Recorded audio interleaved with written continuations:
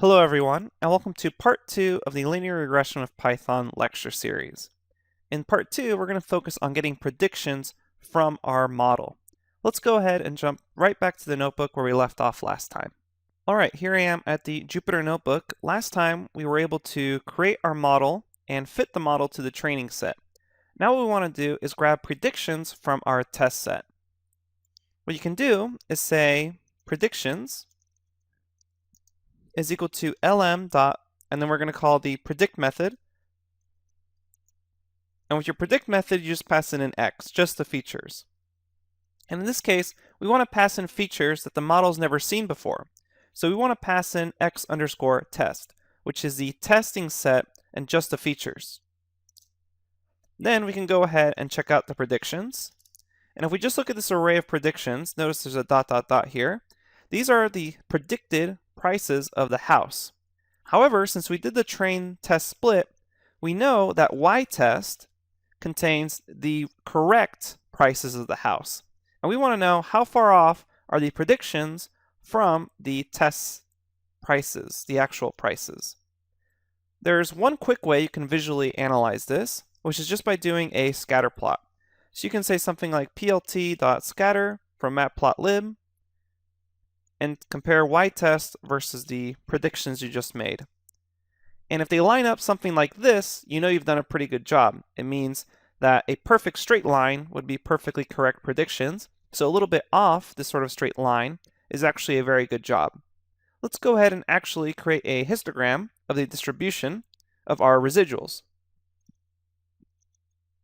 I'm going to say SNS distplot. And the residuals, remember, are the difference between the actual values, y-test, and the predicted values. So I'm going to go ahead and pass in y-test minus predictions.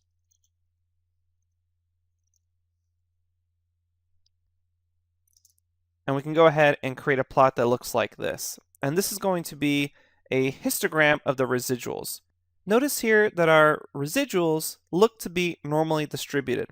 That's a very good sign. If you have normally distributed residuals, it means your model was a correct choice for the data. If this is not normally distributed and you have some sort of weird behavior going on, you may want to look back at your data and check to see if a linear regression model was the correct choice for the data set. Later on in the machine learning section, we'll discuss other ways to analyze the correct choice of a model. Let's go ahead and continue with regression evaluation metrics. There are 3 common evaluation metrics for regression problems.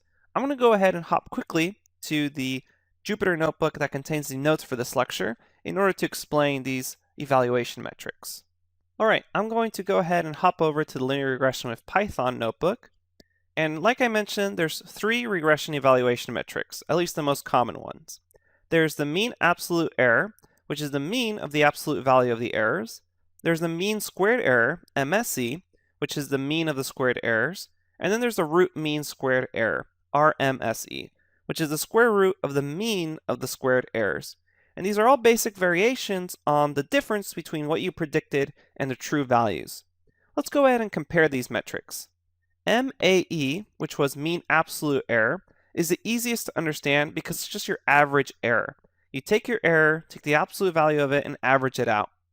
MSE, mean squared error, is more popular than the mean absolute error because MSE will punish larger errors, meaning it tends to be more useful in the real world because it takes into account larger errors because it's squaring them.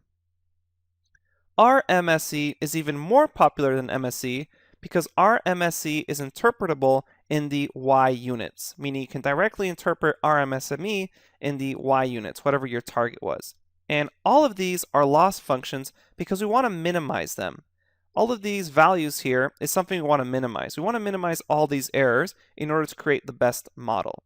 Let's go ahead and hop back and finish calculating out these metrics in our notebook. Okay, back to the notebook. We can calculate all of these by just saying from Scikit-Learn import metrics. And off of this metrics, you can say mean underscore absolute error, And this will take in your y true and y predictions. In this case, that's y test and our predictions. And you can go ahead and print out, in this case, your mean absolute error. And similarly, you can go ahead and calculate the same thing for your mean squared error. And note, I'm just using tab to autocomplete here for y test and predictions. And the other thing you can also do is grab the root mean squared error. And you can do this easily just by using NumPy np.sqrt, one of those universal functions, and then just passing in our previous result here. Since that was the mean squared error, if we want the root mean squared error, we just pass that in, and that gets us the root mean squared error. Okay, and that brings us to a conclusion for our linear regression model. We were able to successfully take in the data, split the data into a training set and a testing set based off the features and the target. Then we were able, if we go ahead and scroll back up here, to train a linear model from Scikit-Learn, fit the model, check out the coefficients and the intercepts to try to learn a bit about the model, and then actually make predictions using the model and analyze our residuals, basically our error of the model based off the test set. And we can actually check out the metrics themselves.